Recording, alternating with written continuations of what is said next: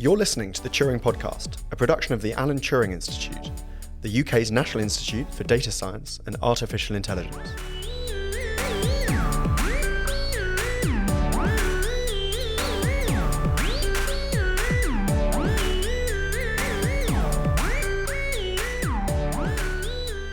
Welcome to the very first edition of the Turing Podcast being recorded remotely in the midst of a lockdown.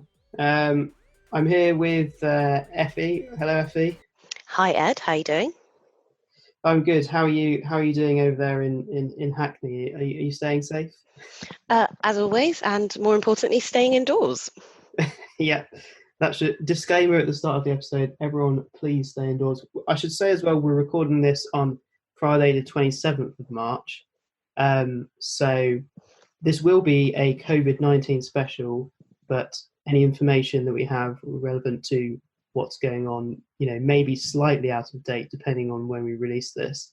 But today we're going to be speaking with John Crowcroft, a Turing Institute Fellow and Professor of Communications Systems in the Computer Laboratory at the University of Cambridge. Hello, John. Hi there. How are you doing? How are you surviving the lockdown so far? Is everything okay with you? I'm okay, but I have builders in the house. I'm 3 floors up to keep away from them, and they're keeping away from me. And I have no kitchen because they started building us a new kitchen a few months ago, but they haven't put in the cooker and the sink yet. So they're trying to finish before they get told to not go out anymore. Oh, right, okay. So builders are still working at the moment, as of Friday 27th. That's interesting. Well, they're allowed to because they're working more than 5 meters apart from each other, and they're self-employed and they haven't got any money otherwise. So, right, okay. Well, that's sounds like a bit of an inconvenience for you, but maybe in the long run, it's a good thing. Is it? Did you say that was your kitchen being sorted at the moment? Yeah, it's the whole ground floor. Right. Goodness, that's quite intense, John. And do you expect that they'll finish soon? Yeah, they're literally putting the cooker and sink in. We've just gone in mostly today, so hopefully that will all be okay for them. They can go home and avoid us now. Okay. Well, we avoid them. I'm 3 floors away, actually. Okay, so nice and quarantined then. Yeah, so at least you're a social distance from them, at least. So there you go. Oh yeah. Excellent. Okay. Well, we were really keen to speak to you because it's been a crazy few weeks, I think, for everybody across the world. But we were keen to speak to you because we know, I'm not sure if we mentioned it at the top of the show, we should have, but you're also the researcher at large at the Turing. Is that right? Yep, that's my fun title. Its name. I chose that after Paddington at Large, which is the second volume of the book, The Paddington Bear. If you've seen the films, if you haven't seen the films, get them out immediately on Netflix and show the kids. They're the funniest films for anyone up to the age of 100. Great. Okay, I'll add it to the list immediately. I've seen both films. They were quite enjoyable. Yes, they were good fun. Great With stuff. The researcher at large, is that not? Sorry, I assumed that was just a sort of jokey title. But does it have some kind of underlying meaning?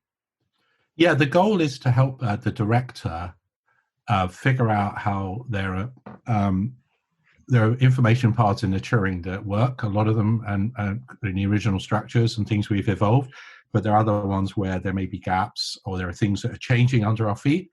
Mm-hmm. So I'm a sort of extra hand for the director to run around looking at how we can join things up, join the dots better.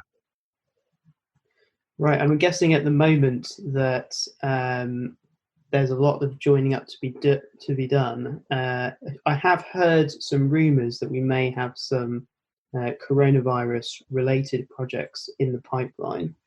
So is that something that's on your radar at the moment? Yeah, there's quite a lot of things going on. So not just obviously the university partners have their own things going on. So I know of the amazing project in Oxford, which is building designs for ventilators out of gadgets you can find lying around in most machine shops. So you don't have to retool. You just use existing stuff, a thing called Oxyvent. So they don't have to, redesign a car production line. They can do this super low cost, but still within the legal and safe medical standards. And then there are a number of projects which are building mobile phone apps for tracing things. So King's College London with St. Thomas and Guy's Hospital has built a very cool app for the NHS, which allows people to self-report symptoms. And then the Turing, more directly, the Turing has a couple of things in the pipeline. They're not really public yet because they're kind of, they're really things that have to work right now with people in the NHS. So we don't want to confuse anyone with talking about the details. But by the time this goes out, they might all be public. They're really on the kind of critical path. But if you do something extra on the critical path that slows down doctors and nurses, then you won't be welcome right now. So you have to do things super sensitively. So all the other things I talked about, like building tracing apps that track things, I had a long conversation with NHSX, which is the tech wing of the NHS, about how to make those privacy sensitive, so they don't broadcast where everyone is all the time, and they don't broadcast your positive or negative status before or after tests and so on. But it's so we've had a long discussion about how those things could work now. Well, it's interesting. You mentioned the app developed by King's College London and partners, because I was going to ask you about that actually. The symptoms tracker app. I've been using that, so I think they're encouraging people, regardless of whether they've got symptoms or not, to use it. What can you tell us about that? Is that something you know about? Well, so most of these apps don't, as I say, they don't broadcast information to all and sundry. They're collecting information. So firstly, there's a kind of heat map of what's going on. So that allows people planning resources in the NHS to look at where they might need resources sooner. They also give you a approximate way of figuring out the parameters of the epidemic. So there are a number of parameters which are not well known. So you have this susceptibility, infectiousness, and recovery rates, but they're not the same across every age group, gender, and so on in the population. So we know, for example, that children are way less susceptible. If they do get infected, they have way lower symptoms, and they may not be as infectious, but it's not known what that rate is. And similarly with recovery, we're fairly certain you recover, you have immunity, and you can detect the fact you've got that immunity.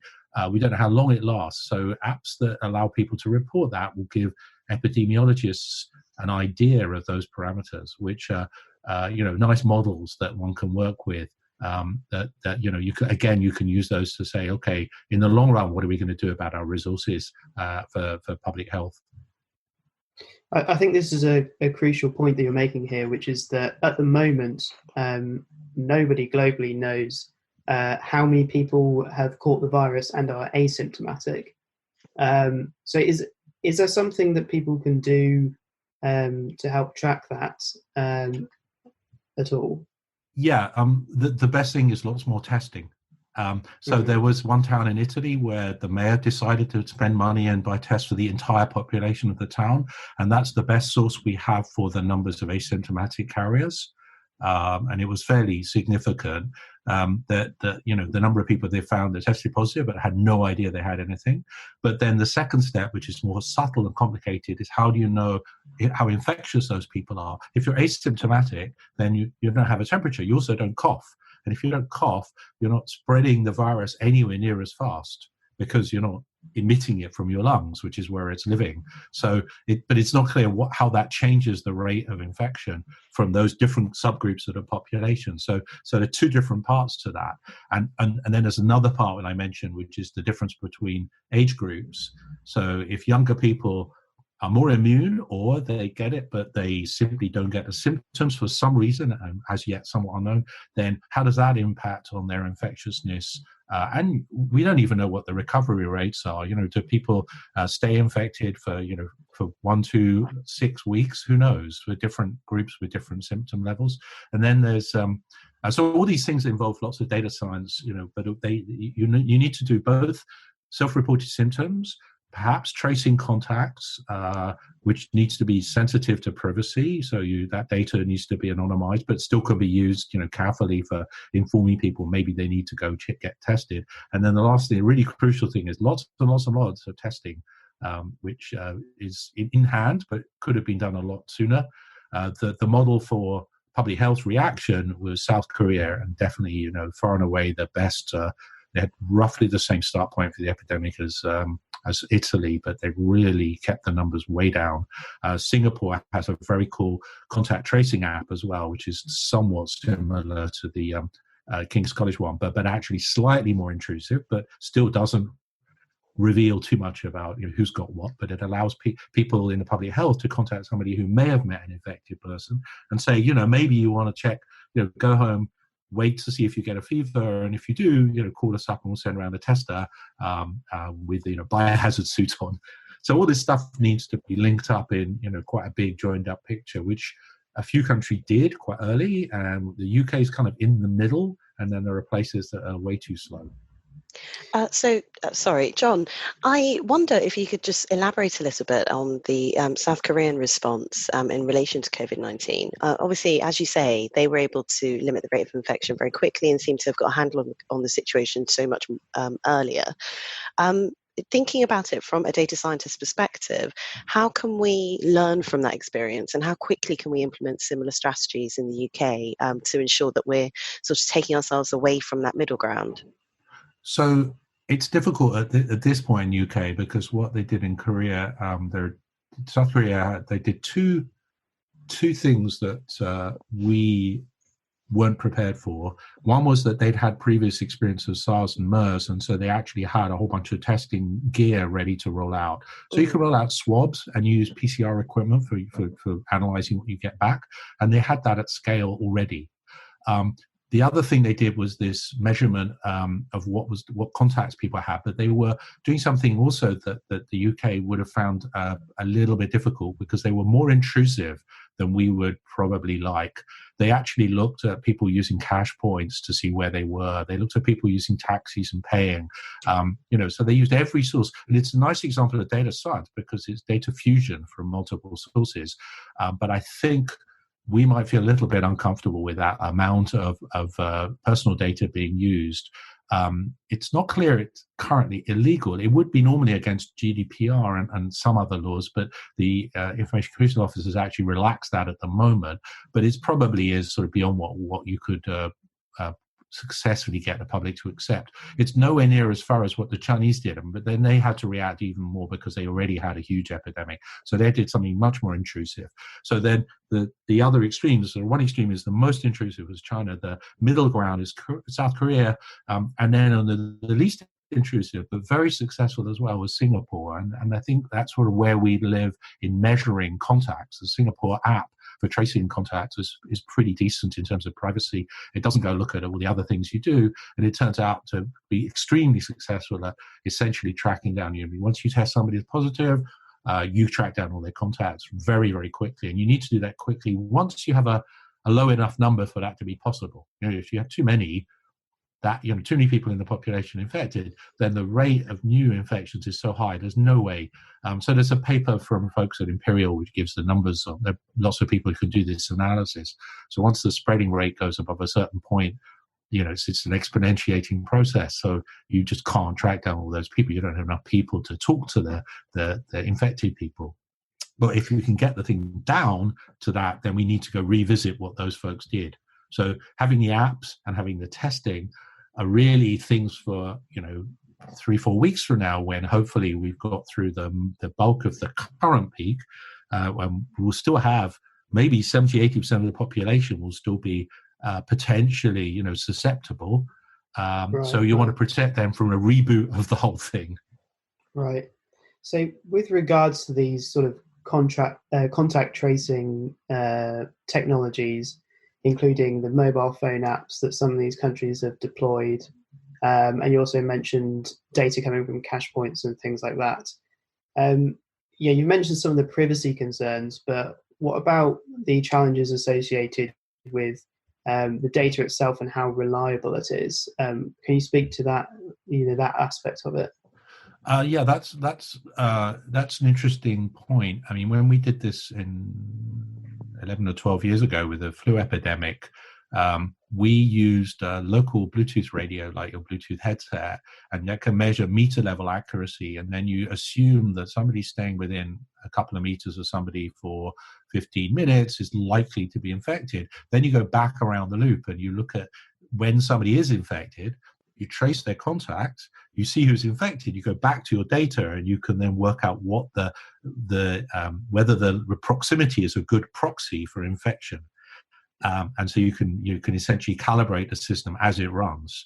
And I think it would be great to talk to the folks from Singapore and see if they've gone back around that loop again, because that would tell us if that way of monitoring proximity is a good proxy, or how good a proxy it is, or how long you need to establish somebody's in contact with somebody. The other thing people have looked at is sort of more coarse-grained data from the mobile phone companies, but that doesn't tell you if somebody's next to somebody. You could try and use kind of location services like Google and Apple have on Android and iOS phones and tablets. Again, that's unlikely to be super accurate. It doesn't give you meter level accuracy, but it's better than a mobile phone, within one cell, which is 100 meters or tens of meters at best. So there's a kind of range of things, but they all have to be calibrated against ground truth, and you need to have accurate testing of a large population to do that. You should also, going back to one of your earlier questions, really, we should be doing a lot of random tests, and we should be doing careful random testing. Choose a fairly large group of randomly selected people across the geography of the UK, and probably a few thousand. Picked at random, not from people you systematically suspect of being infected, because that will be the only way we'll really understand the distribution that we actually have.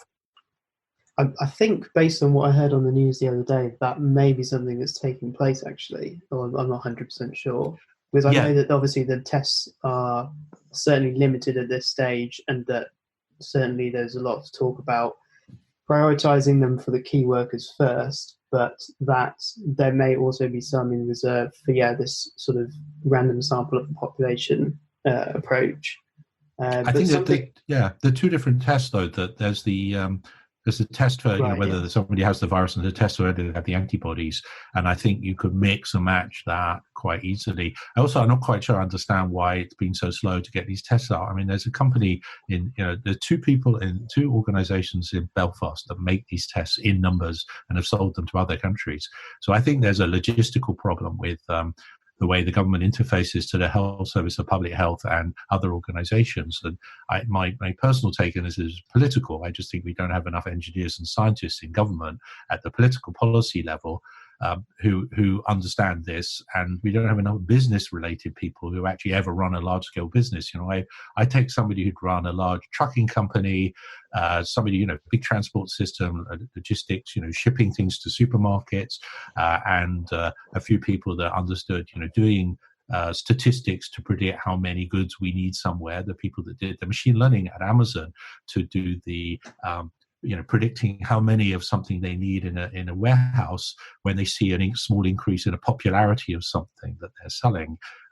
Those kind of folks are who you need, that sort of mix of physical world logistics, people that deliver a lot of stuff, people that understand how to gear up factories to make a lot of stuff very quickly, and then people that understand how to analyze the numbers to join them up. So you can do the Amazon fulfillment algorithm would be exactly what you need for this. And we had a talk at the Turing from the folks at Amazon that designed that about 3 years ago. This is not secret.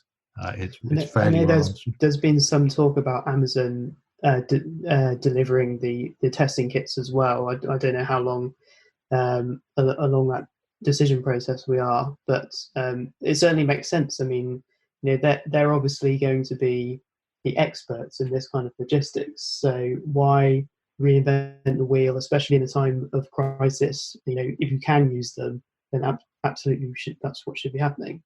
Exactly. I'm going to ask you another question, which is related to something you were saying earlier about the efforts in different countries. So with regard to data science research communities in particular, both nationally and internationally.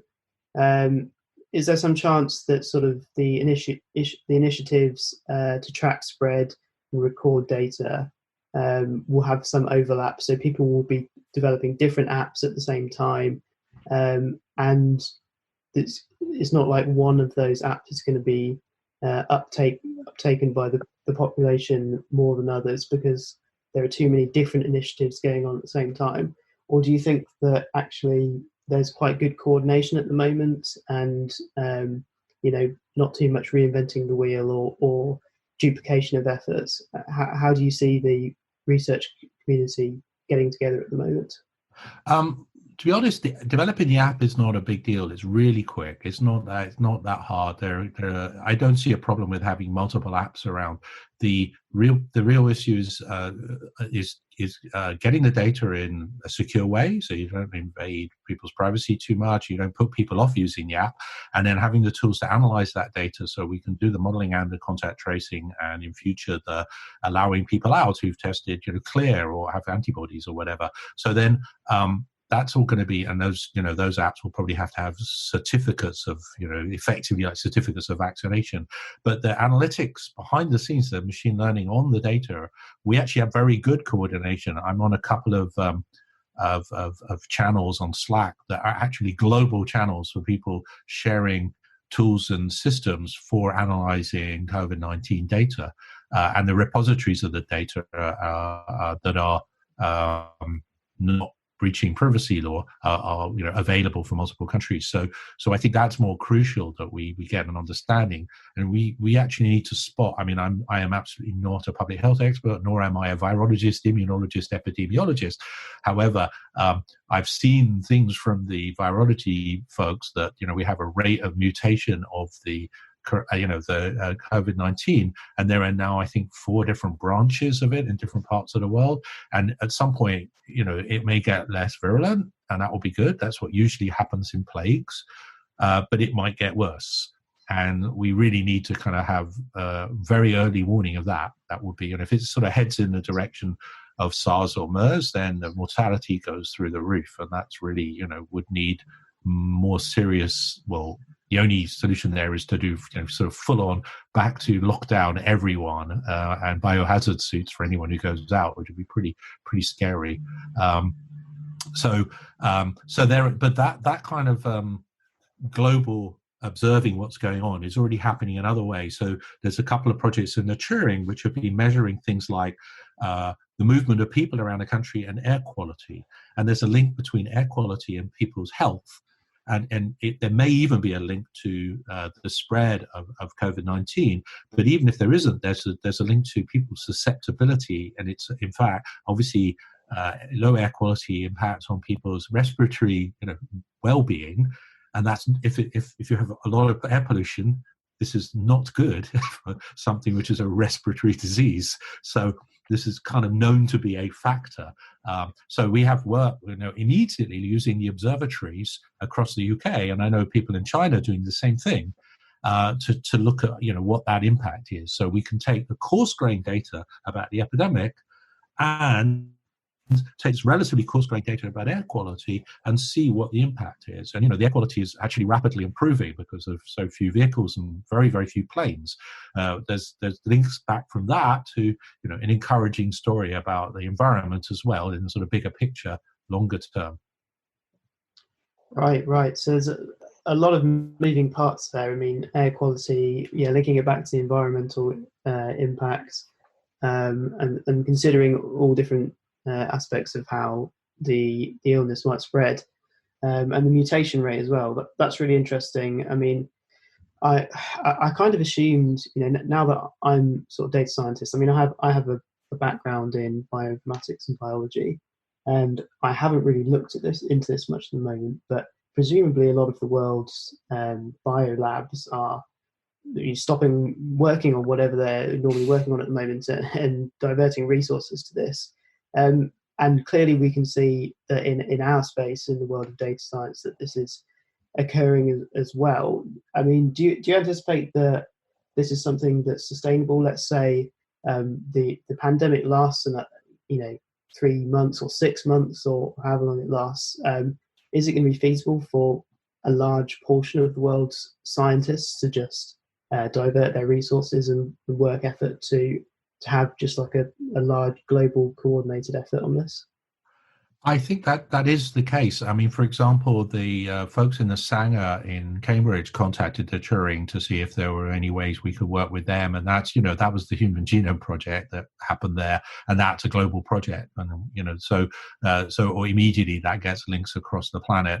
I know some people in Paris that are looking at sort of gene sequencing the virus as it moves through people, because as was used in Pacific Northwest in the US when they had their first case, they were able to work out it had been around a lot longer than they'd realized, because that case could not have come directly from somebody in China. It must have gone through somebody else because of the number of mutation steps. It's sort of like I'm not a geneticist, but I think it's like an edit, the edit distance gives you a rough indication of how far you are. If you think of it sort of computer science terms. So I think there's been quite a lot of joined up thinking in that community. I think it's, the sort of genetic sort of folks have the equipment for this fast sequencing nowadays, but they don't have millions of boxes to do it. So I think it's a bit like a lot of big science where there's relatively small numbers of labs. They may be very big labs, but then relatively small numbers of them. So they all know each other. It's like the high energy physicists or the particle physics and astronomy. They when they put in research proposals for funding, they've all pre-agreed exactly what they're going to be working on with their hundreds of millions of pounds worth of equipment for the next few years. So they have a good coordination story there. It's a lot more difficult in the public health side, where you're really having to react operationally. And I think, as we were talking about earlier, sort of sharing the measurement data from the propagation of the epidemic, where the epidemiologists want that out, early, but it's relatively noisy data and difficult to establish precisely. I was saying about human contact measurement using Bluetooth radio, but that's a proxy for whether somebody was infected or not. It's just gives you a clue, but there's a feedback loop between that and actually seeing that person infected or not infected, because they may be infected with no symptoms and infect somebody else. So you have to infer that they're part of the chain. So this is all very different. That sort of very large scale but very noisy and human level data is very different than people getting a bunch of blood samples and getting them to the Sanger or somewhere where they can science the hell out of it, basically. Right. I guess, as you said earlier, it could be more useful once we reach a point where perhaps a country is coming out of an isolation period, to keep track of any new outbreaks in particular areas. That would be an especially useful use for that kind of data. Yeah, I think so. I mean, when I talked to the NHSX, that seemed to resonate with them, and other folks I know building apps sort of think of it in those terms. Yeah. John, fascinating insight. Obviously, I'm not a data scientist, and so I don't have the same scientific background. But I just want to take you back to an app that you worked on back in 2011. I know that you wrote a post on the Turing blog about this, and you mentioned that you'd had several different research teams contact you since then. How has that work developed in the last couple of weeks, or even in the last week? Time is a bit weird at the moment, but yeah, how has it developed? So pretty much what we've been talking about is the conversation I've been having with multiple people around the world.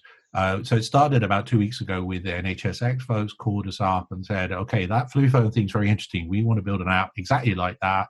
What are the problems? So I went through the way it's much easier to write apps these days. So this is the crucial thing is the development. John, can you just tell us about flu phone itself? When was that developed, and what was that intended to do? So that was intended to track people during H1N1 and actually use Bluetooth radios and self-reported symptoms, which is very much like a King's College and St.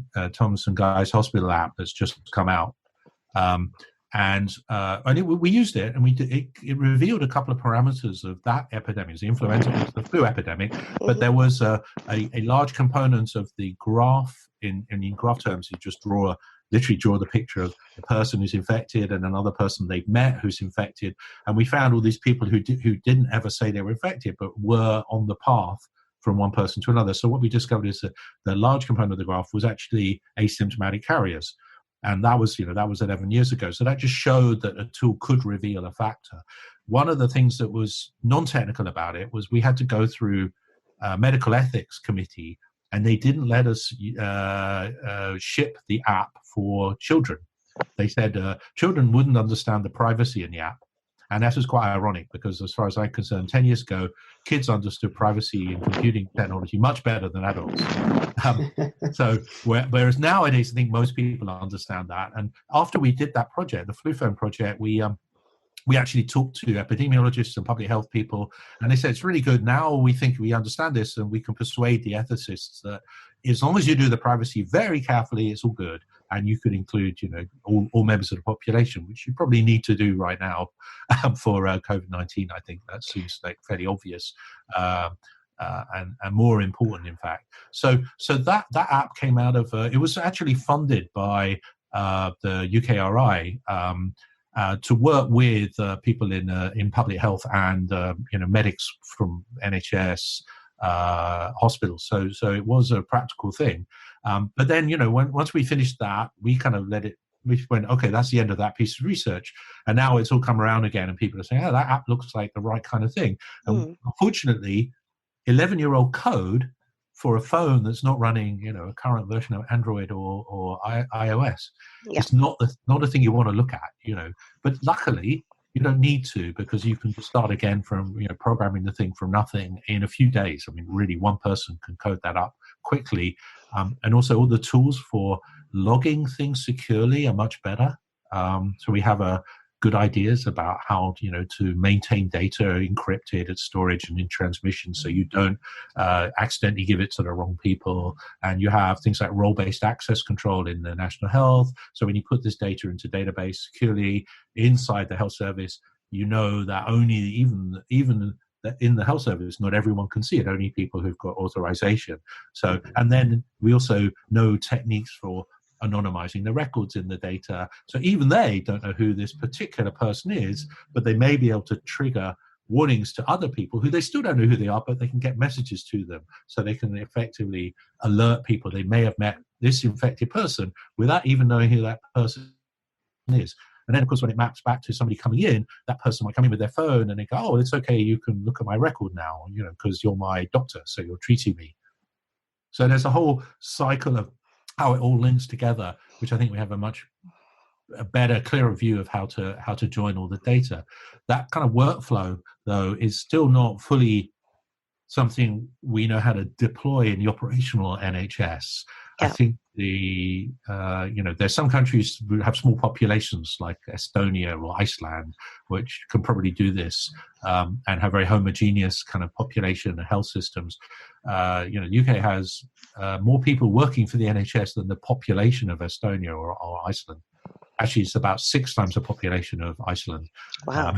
So just the employees of the NHS is like and it's all old systems. There's only 5 or 6 hospitals that are fully digital in terms of operational working. So if you want to join up somebody's phone with the results of a test and then link that back to contacting people anonymously, so you tell them they might need to come in now, or you might need to tell them, their tests are all clear and they're all good to go back to work or whatever. All that joining those pieces up is something that's difficult and challenging to do. And we thought about all this like back in the flu phone days, but we still need to think about it all. It's a kind of logistical nightmare, really. So are you still are you now developing flu phone further in terms of COVID-19? Which countries have you heard from, or which people who have you been working with to develop it and sort of mobilize it in terms of the pandemic? I've spoken to people from Australia and New Zealand, some Central European countries, the NHS folks from the UK.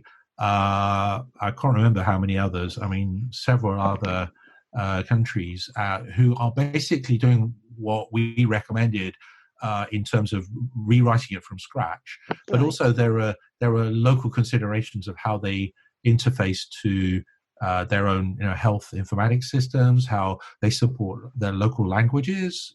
That's simple thing people forget. If you want a consent form for people to sign up for using the app, you have to have that in every language for the country you're in. And right, of course, yeah. That's about 30 languages in Europe. It's about 30 languages in India alone. So so each place has to at least do that. Find some group who'll translate the interface, which is actually about as much work as writing the code. Right. It's interesting as well what you said about sort of the unique challenges based on the country and whatever the health system and the technology that health system is able to use is like. And you mentioned Estonia. I know that Estonia is one of the most sort of digitally advanced countries, and they've got everyone's got their unique ID system that's all online in their health system. So I'm guessing that countries like that, which have tech so heavily integrated into their health system already, really are at an advantage at the moment. I imagine this is true for Singapore and South Korea as well. What do you think, like going forward, like the lessons we can learn from this pandemic are with regard to how technology is adopted in the healthcare system in the UK? So I think that the UK, the NHS is in good shape, despite its complexity. It is federating data more and more. More and more hospitals are going full digital. We have one exceptional UK weird thing, which is we don't have a single ID system, and it's very hard to get people. You don't need a single ID system for healthcare to look up your tax record. Whereas, Estonia, they have a single, citizen ID, which covers all the different systems. But we don't need that. As long as you have a unique NHS number, that would work. So, you can have a kind of world-specific or domain-specific ID system. And in fact, when you have your tax return, you have your national insurance number, that is a unique ID for tax. It's not necessary to link them all together. So we have digital infrastructures that are getting there. But the problem, like, as I said, with the UK is that, we had a lot of legacy in the system, and that's a long, it's a long climb to get out of the legacy and upgrade. In particular, doctors, nurses want to do their job, and they don't want to spend 10% of the week, learning a new IT system. So you have to be sensitive to sort of it's almost a generational thing. So they're not any more resistant to digital technology at all if it does the job. So imaging, medical imaging has been a thing for a very long time. It's been extremely successful, and sharing images between hospitals and GPs and specialists has been a done deal. And so that gradually these things are coming together.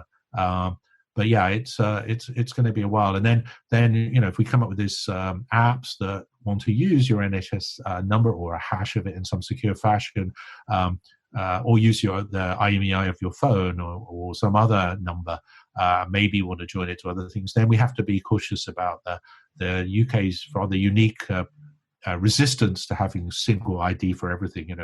Every time the government tried to introduce ID cards, there were massive campaigns against it. Whereas every other country in Europe, you have to carry an ID card or some equivalent. So it's kind of an odd feature of this country. It's interesting you say that, because I'm working on a project at the moment at the Alan Turing Institute where we're working in collaboration with sort of an open source ID system that's sort of based on one that the Indian government used. It's early days at the moment, but the developers developing this new open source thing formerly works on the Indian one. And yeah, there are all sorts of privacy and security concerns, of course, but it's interesting to note that that our country is unusual in that it hasn't even attempted to adopt that, or that there's been such pushback against it so far. Sorry, I was just going to say, I feel as if that's in part because perhaps we haven't had anybody explain to us exactly why it's crucial. I think there are often civil liberties concerns. So there are concerns about monitoring, and those are valid concerns. But I'm not sure that people would object if they understood how it might actually help them. I don't know if either of you would agree Especially with in that. crisis situations. Yeah, I mean, I think we can all accept that we're about 3 weeks into the current situation. Or, well, actually, I've lost track of time, but it feels like it's been about 3 weeks. It's been about 3 years, hasn't it? It's actually been about 3 decades. About how long we've been alive. But yeah, it does feel like things have developed very rapidly, and with each and every passing day, I think we're all finding ourselves thinking about the way that we live and our approach to things in a much more different way. And perhaps one of the things that is going to emerge on the other side of this is that we may now have to have a conversation about how it is that we can mobilize how we can arm ourselves to ensure that we're not vulnerable in these ways. And if ID cards is one of them, then perhaps we need to understand, or there needs to be a bit more of an effort to explain why it is that this is important. Yeah, so there are a lot of alternatives to having a government-issued ID card where the government has that information about you. Germans have a digital ID system, and the Estonian system, where most of the data is held by the individual, not by the people that issue the card. And in fact, the German system, as far as I understand it, the government merely vouches that the card is not a counterfeit. So all they're doing is assuring you, and they deal with the revocation of cards. We were just looking at that this morning in a meeting with a couple of the guys working. I think this is the same project as the Gates Foundation. That's right. Yeah. And so there are a range of solutions, and I think, you still, whatever you do, you have to explain it to the public. I agree, and transparency was one of the things I have a problem with these tracking efforts. Even the South Korean one, which was super successful, involved tracking without telling the public they were doing it until after the event. And the South Korean, I think he's the prime minister there, was on TV and explaining what they'd done, and his ratings have apparently gone huge through the roof because he did so well. People were like, okay, well, we can see you balanced that about right. You didn't go for the full China surveillance, but you did stop the epidemic as pretty much as fast as anyone could be expected. So that's an interesting balance. I think, we'll see at the end of this, how what's being done here, how well that fit, on that spectrum. And then that will, exactly as you say, when you get to the end of this, we'll be having a big think about a bunch of things, the environment, including reliability of the food supply chains, for example. So there are people talking about provenance tracking of medical supplies and food supplies, because when some of those dry up, then you source them from funny places. So a bunch of tests that were shipped to, I think, Italy recently from China, trying to help, turn out to not work. So this is like, or they didn't work according to European spec. Yeah, I heard that, yes. And it's a bit, it wasn't any evil, but it was simply, I think the Chinese were using some older tests, which were only 30% accurate, which was fine for them in a disastrous situation, but you want something that's more accurate than that, at this stage or wherever. So is 30% fine in a disaster situation? That sounds too low to be useful. I feel as if it was a response. It must have happened very, very quickly, and that was what they had available, and so that's what they made available. Is that what you're saying, John? Yeah, and I think also you think about the social response. If you do 30% positive tests, but actually 70% of people you test positive weren't, but you lock them up. I mean, you isolate them, you quarantine them. In China, that's okay. Yeah. That may be okay. Whereas if 2/3 of the time you're isolating people, they were completely okay. That's not okay here. And so I don't think, also I think if we had that many cases, it would be okay here actually. So it's a kind of, or if the mortality rate proves to be higher, and so on and so on. So in any case, my point was that another piece of the picture is tracking the supply chain. And people said, we really need to have some kind of really reliable distributed provenance for things that arrive, so we know what they are, what do they really do, were they medical equipment tested to this level? And we could do that with other resources like energy. If we're buying energy, we want to know it's clean energy, we could buy it from a source. But if that source actually was shipping its electricity from over 1,000 kilometers away from some other part of Europe, these high voltage DC lines can go several thousand kilometers. So we have a lot of electricity we buy from under the Channel Tunnel from France. do we know that's coming from nuclear? Can we choose? So could you have provenance associated with virtual goods and physical goods and medical goods and maybe food? When the trucks can't drive from Italy, so we can't get enough wine, and we start to get Chilean wine. Are we okay with that? Personally, I'm fine with it. But somebody might be going, "This isn't Chianti. I expected my Chianti at this point." And you may think that at this moment that's sort of trying to be light and humorous. It should always be actually, but the provenance and quality of goods is also part of environmental control, and digital environment is sort of mapping that well. Is going to be part of making sustainable digital systems support a sustainable world. Okay, so I feel like this is maybe a good time to ask. In that case, do you have any predictions for the if you could say two things that are absolutely going to change off the back of this? Any predictions for how what those are going to be and what that might look like in a few months when hopefully all of this is over? If we can get at the data.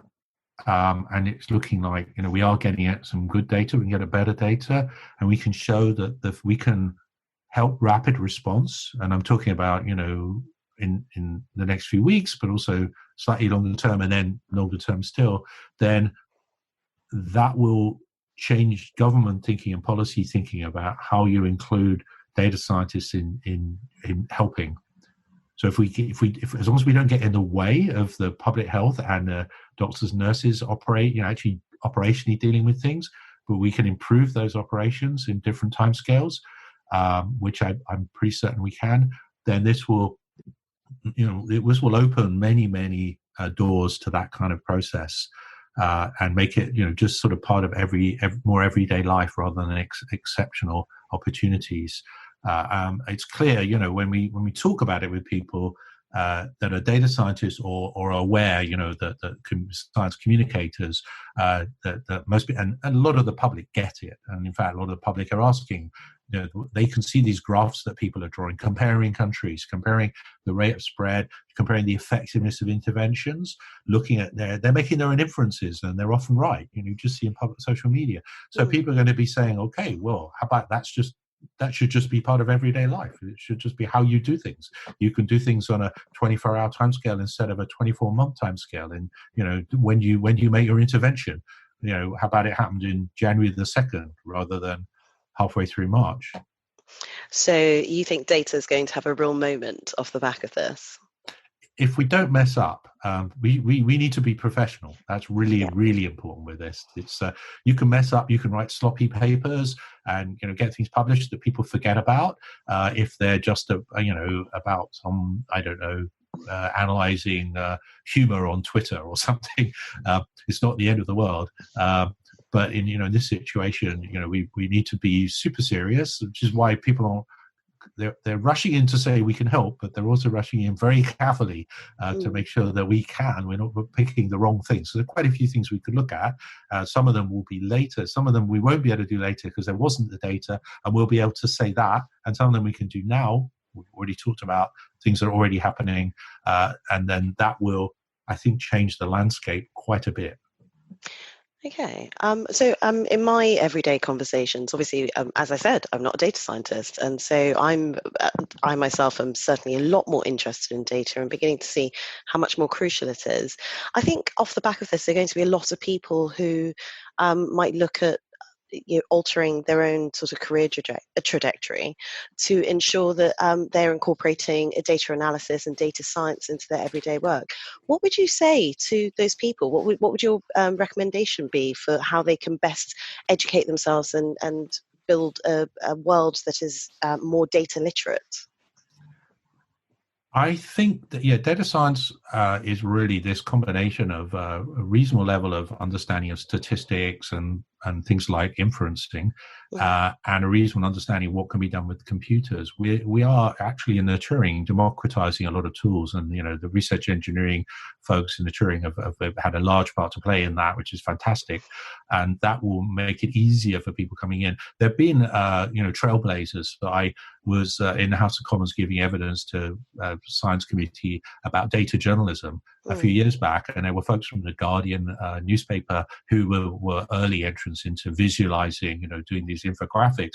But behind their infographics were very sophisticated data, and analytics, and they taught themselves. They got off and taught themselves. Of course, if you come from a background that does analysis, you could even be somebody who does very nuanced analysis. Of a historian, for example. A friend of mine has been looking at the epidemic parameters and explaining them to people very, very well, because he's able to take very subtle evidence from history, very difficult to interpret, and then figure out infer what was happening in 500 years ago or whatever.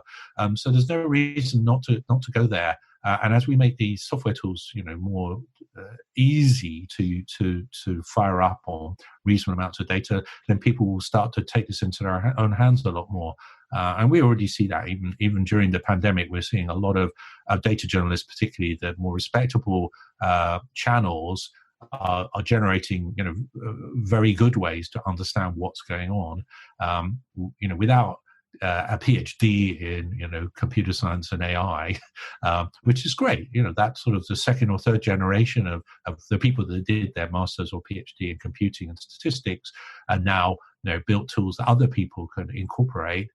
So we're getting there, but I think there's still room to have a lot more people, because there are new problems and subtle problems in understanding, and at the edges facing towards human behavior. It's super complicated, and that sort of social sciences integrated with data science is really, really difficult. And there are also some security, privacy, confidentiality, and also some scaling problems. Just a very large amount of data. If you want to have real-time understanding of what's going on, super quick response, that would be something that's just on the edge of what we can do.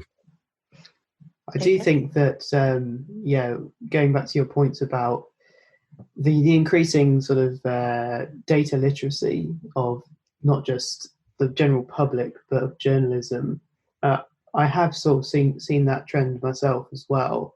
It does seem like something that looks set to continue.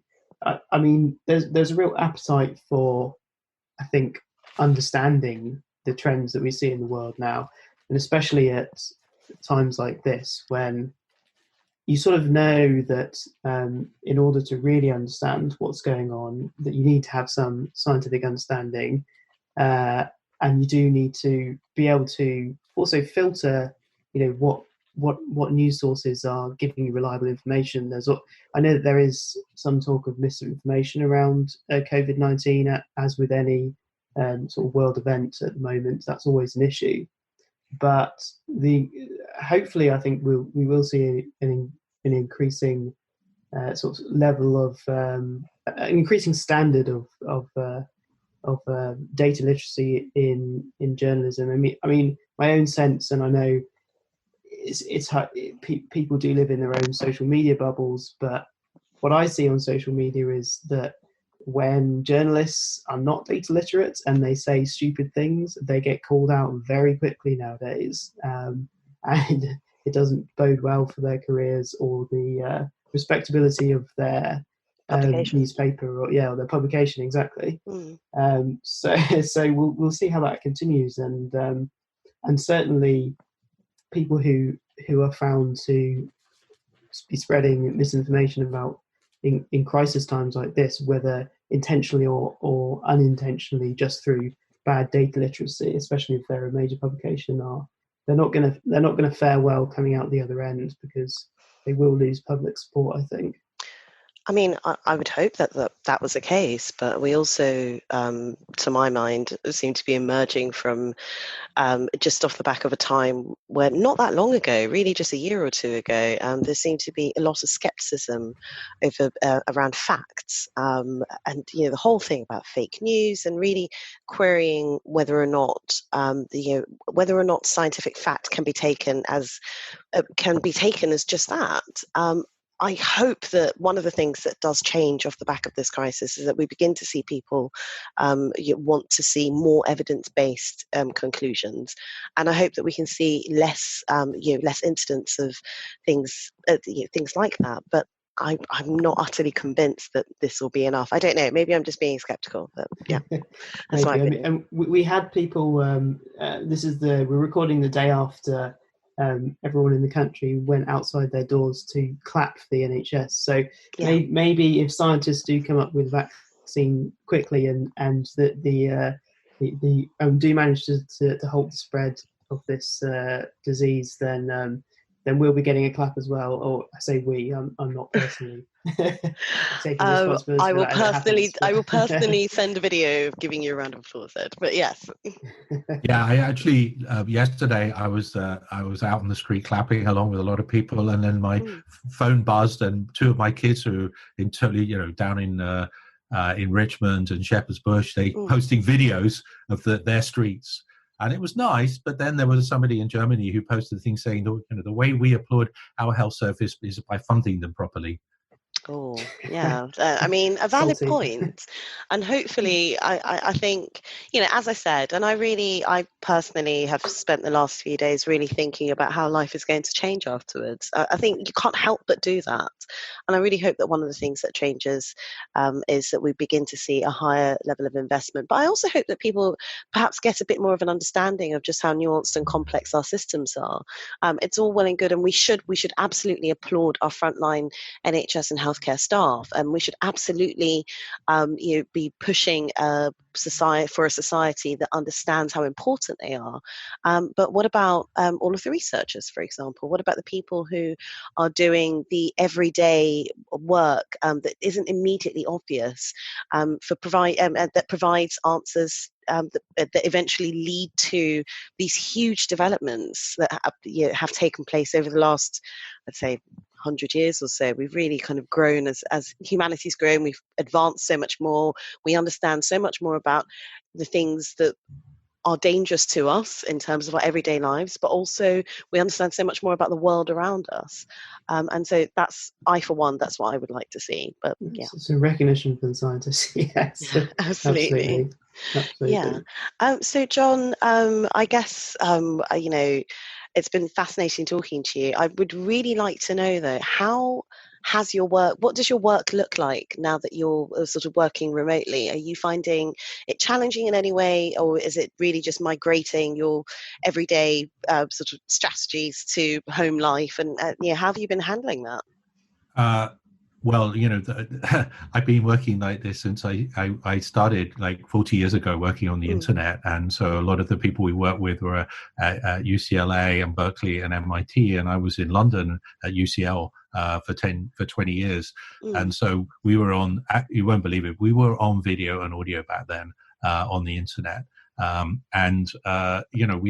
This is how I work a large part of the time. The thing I miss is the end of work socializing with colleagues a bit. And some of the colleagues are I get on with all of them, but some of them are also close friends, people that I and I sort of miss out on the human contacting. But that's not to do with ways of working for me.